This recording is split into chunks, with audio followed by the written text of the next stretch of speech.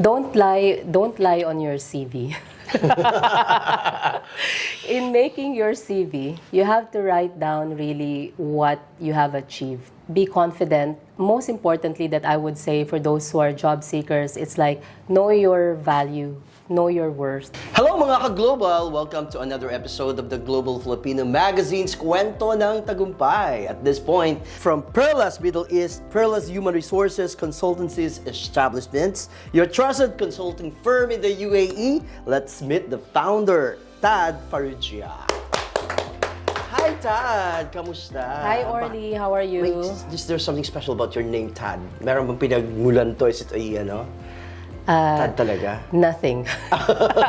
No, because my dad, my surname is Tadeo. Okay. And then, so my grandfather, everybody calls him Tads. Okay. So my parents maybe sip-sip sa lolo ko. Maybe they named me after him. But there's no special. No, Tadd. I like it. Anyway, Tadd, you're working with human resources.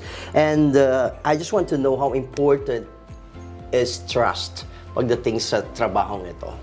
Well, I am responsible for two entities here. So this is my client and this is my candidates.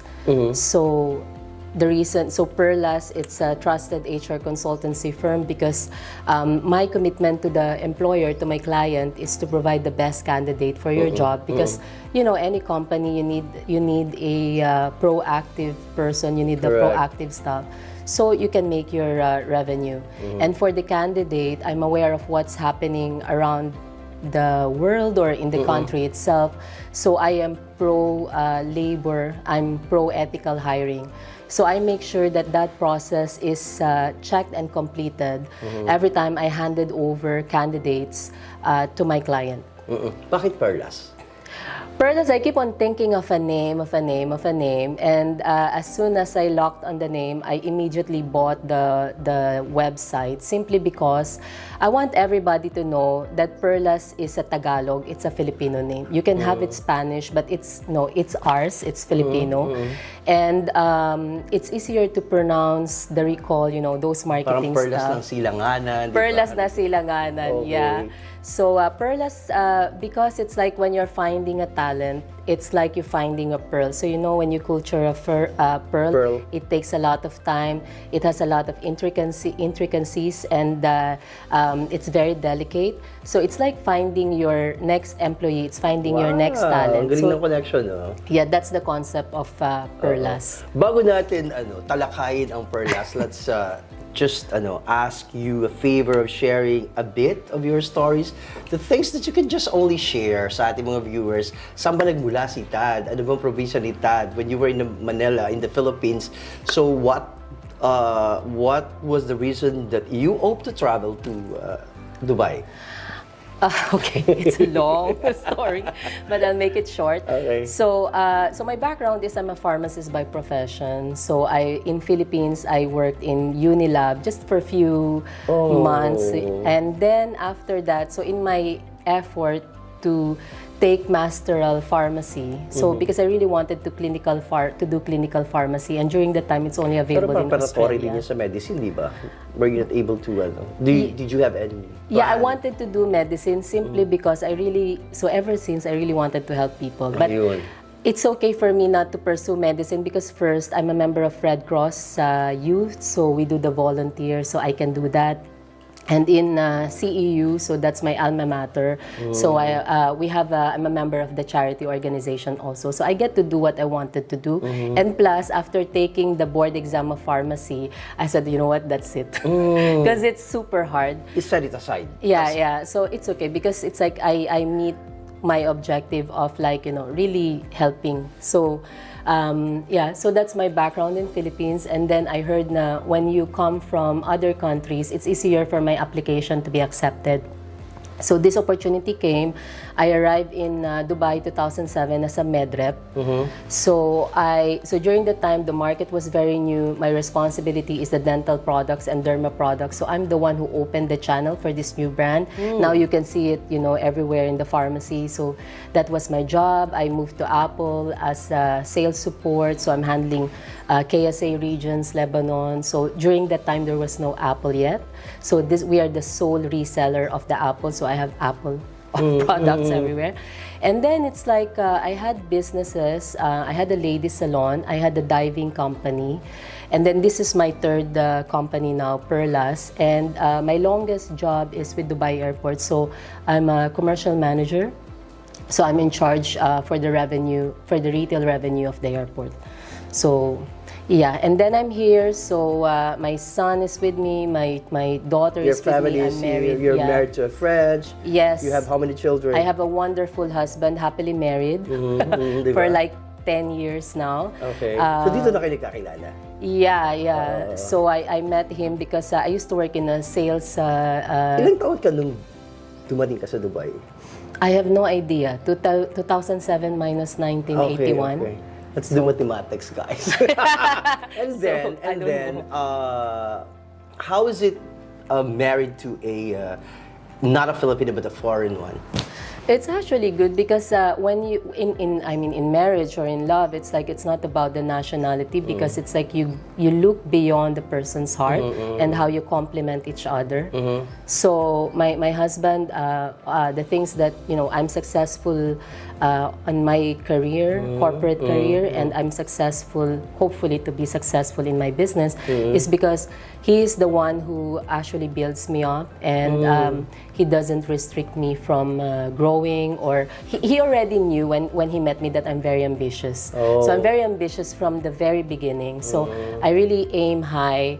I always I don't want to be stereotyped ever because when I arrive in Dubai, I'm a single mother, and but I feel the respect at work when I was younger because when you are alone raising your child, it's like I feel the respect of any nationalities, and then I become. There's no issue about it. No, I never had an issue. Yeah. But what about Even up to now. growing your children now that you are you are two different cultures? Kaninong kultura yung na-adopt ng mga bata?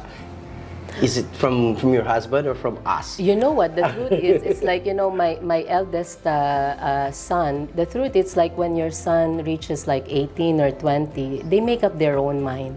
But they have the discipline of Filipino and French. Yeah. And it's all about like, I don't know, being nice to people. Do they speak French? My son is a polyglot, so he's fluent in French, Mandarin. So in Philippines, it's like music, ang language. Yeah. So in Philippines, he was in Chinese school. Okay. He speaks Arabic, now Dutch because he's in Amsterdam for like 2-3 years now. So yeah, my daughter. So you sent them, or you sent him to Amsterdam for studies, no? Yes. And because honestly, the education in Amsterdam is good. So he's in IB school in Dubai, and Netherlands is the home of IB. And actually in Netherlands, nag-plug ako ng Netherlands. So for Netherlands, they actually have, this one is a place where you can safely send your children because of no racism. They respect everybody. LGBTQ, my son is gay, and this is a place where you can have, people respect each other because, they look with on your personality and what you can do and your values as a person. So that's why I like Amsterdam. Plus, Amsterdam, his school is actually one of the top schools in the world. It's difficult to get there, so that's why he's there in What Amsterdam. do you think that is the best thing about raising your children here abroad? Is there any advantage or disadvantage on the part being a Filipino? Or alam naman natin kung paano magpalaki ng mga anak sa Pilipinas? I think raising your children, it can be in the country, but it's more of like because now you have the emotional intelligence for the kids, it will, like maybe when we're raised, pinapalo tayo sa puwet, may sinturon, ganyan. But you cannot do that because right now when you raise your children, it's more of like reasoning and weighing wrong and right. So, but you know what? You just hope for the best for your children. So now I have a young one, Luna, 3 years old. So yeah, I mean, yeah, she's in the making, but but I have faith she will be kind. Ayun. So these are all your pearls, no? Yes. Okay. Yes. So let's go back to this business that you have just established. For how long it was established and bakit etong business na to naisip mo? So I was actually thinking of establishing something. So I went I thought of distribution, but it's a lot of work. And then so I really wanted to find something that I love, then I will do not in Dubai and even in the future. So I thought of like recruitment actually. The sole purpose of recruitment is, so I built Perlas because I wanted to recruit Filipinos and I wanted to improve the reputation of Filipinos in the UAE. So I wanted to employ more managerial roles.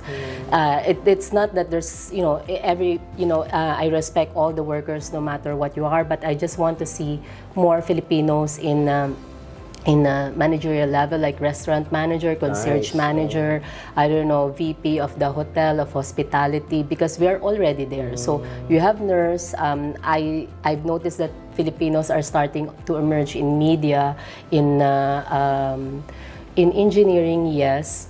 But I want us to be seen professionally, not only on the medical part, but also on the professional part. So that's actually the goal in my mind, why I set up this company. And I wanted to do HR differently because I've noticed that people, the HR, they don't really. Okay, I want to look through the candidates that it's like, even though you didn't take the checklist today, but for another job, you can take those checklists. So it's like giving chance to the candidates and, giving them feedback when they fail in an interview or when they didn't get a job. So I think this one is lacking because, you don't know where you can improve or how can you improve, or even the CVs itself, why it's not making in the big companies. It's like, how do you get your foot on the door of those corporations or those big companies, or how can you get a big salary, right? So those are the things that I feel I wanted to focus on, and I'm focusing right now. Yeah. And you know that ang challenge is you're dealing and you are collecting different types of people. Kasi parang ang produkto mo tao eh. Yes. So ano ang advantage at disadvantage ng business na to, considering that there is a negative connotation pagdating sa recruitment and human resources. Di ba pag recruitment, parang may mga recruitment na ang hirap magtiwala. Yeah. Diba?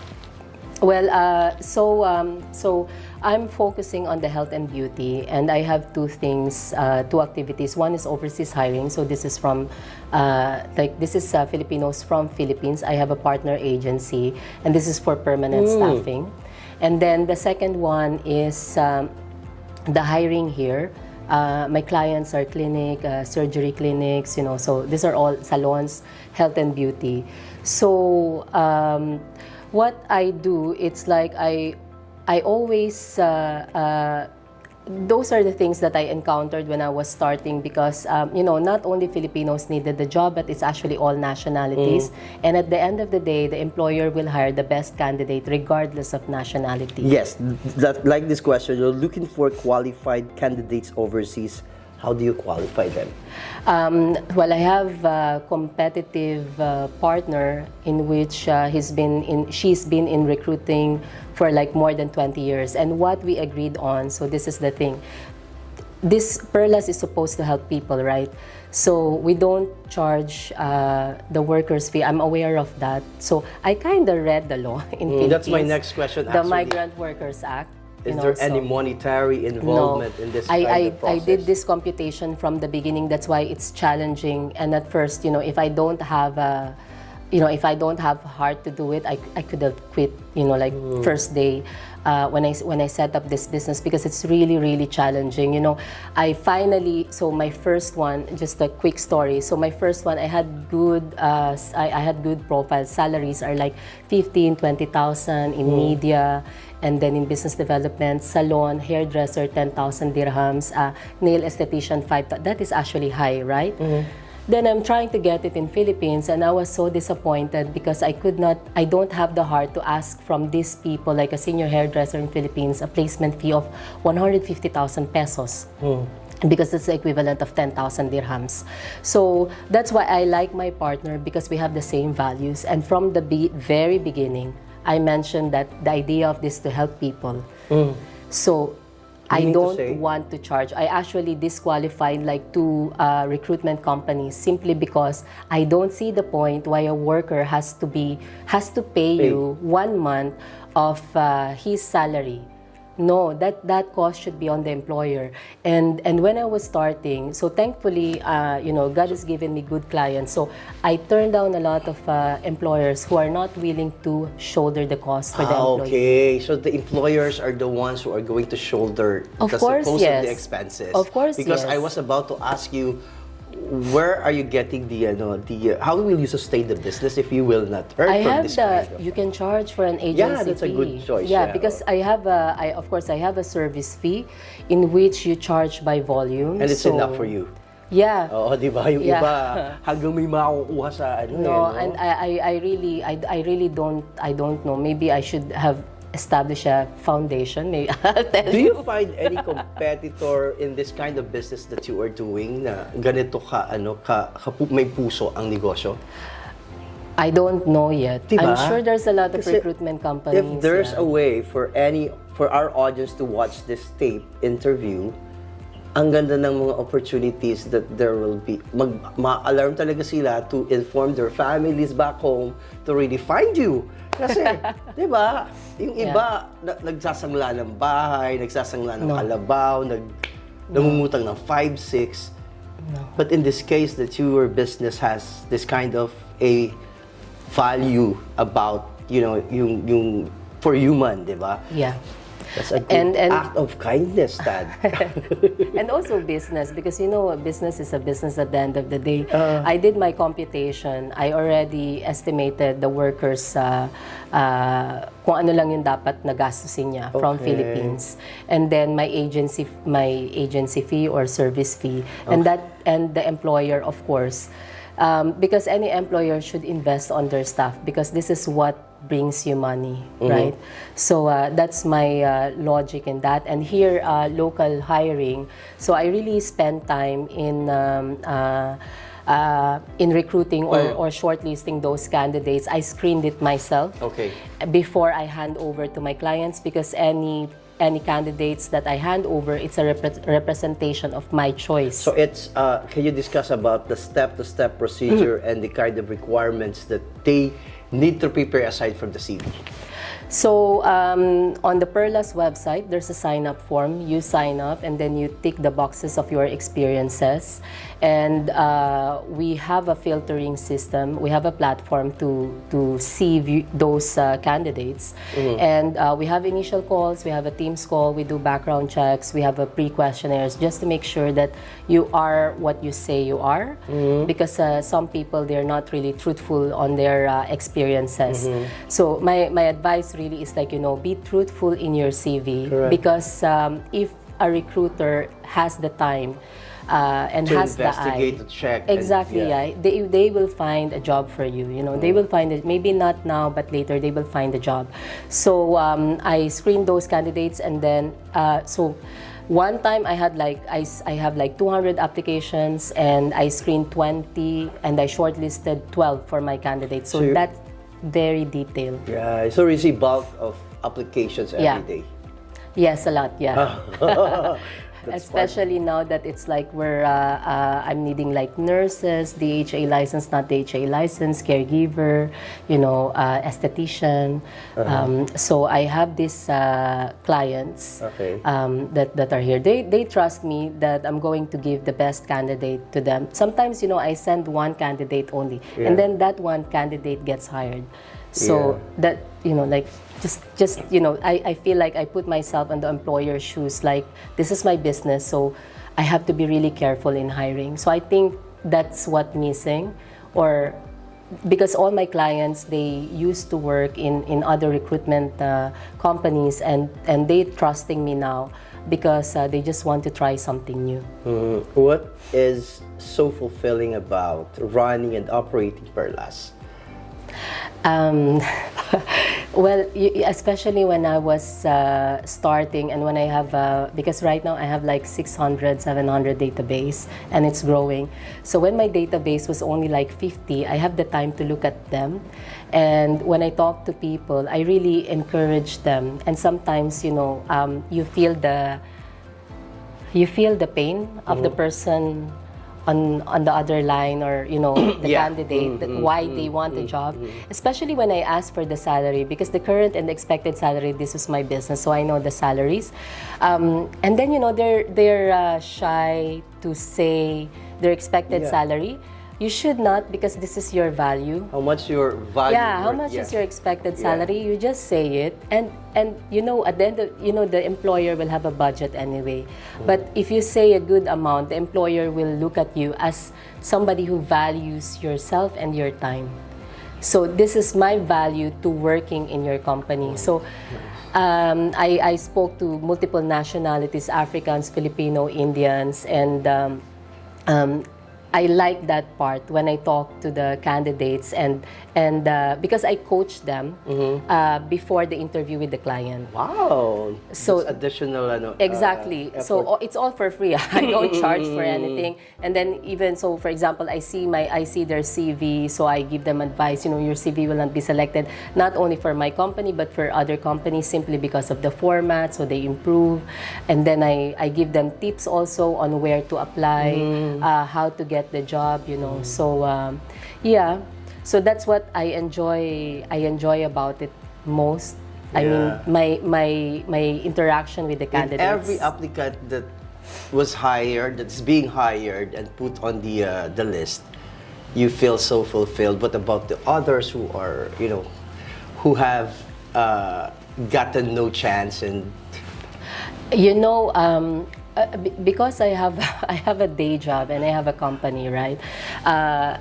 My burden, it's like, I wish I could have given job to those people. To all, but it's like, if I could help them one by one and tell them, which one to improve on, I will do that. But with the database that I have, it's not that easy. That's a reality. Okay. But if I could give them jobs, all of them, those who applied, I feel like I'm Santa Claus. Are you seeing yourself, because your business is running good here in Dubai, are you seeing yourself making it global? That your employment will not be only posted here in Dubai, but in every part of the globe? Not really, because I think my second level, my vision, let's say after 10 years, it's like I really want to see executive level Filipinos. Wow. That's I know, I don't know if I will realize that dream or when will I realize that dream, but I really want to see Filipinos in that level. I travel a lot. I'm a traveler, and I'm just asking, like, why other nationalities, they manage this hotel, they manage this brand, they do this. Why not Filipino? Why not Filipinos, right? So, that's what I want. And then, so that's why I'm working on something of like making like maybe globally or somewhere to help those Filipinos, professional, or even those who wants to be professional, or even those who are fresh graduate, because you have to give them a chance. Sometimes people, they're very good, but they just don't know how to express themselves in writing and in speaking and in their CV, or they need mentoring. Yeah, that's true. So I think that's my view. Okay. So can you just give us, for those people who are watching right now, those applicants who will get interest of, this video that might be a good help for them, some tips where they can be hired immediately or they can be on the right position? Don't lie on your CV. In making your CV, you have to write down really what you have achieved. Like for example, if the position is receptionist, don't write, I answered the phone. You have to write what did you do exceedingly. Okay. Like let's say you manage the office, you did an office management, you make sure that everything, all the stocks are correct, things like that. What did you do differently? And then when you're in the interview, it's like you have to rehearse, you have to practice the questions, and then be confident. Most importantly, that I would say for those who are job seekers, it's like know your value, know your worth, and that will give you, an energy to move further and keep going. And don't accept a shitty offer. Okay, thank you very much. This is such a very beneficial and interesting interview. I congratulate you on behalf of the production team and the Filipino Institute and the Global Filipino magazine. Tadd, congratulations for this endeavor of yours. Thank you, Arlie. Okay, but I just have a last question, no? Because it interests me. If you happen to be an applicant of Perlas and you were asked how much salary will you desire, what will you say? I would say a salary only or including benefits. You can, you should not answer it. Okay. Thank you very much, everyone, for joining us. Bye, everyone. God bless and stay safe.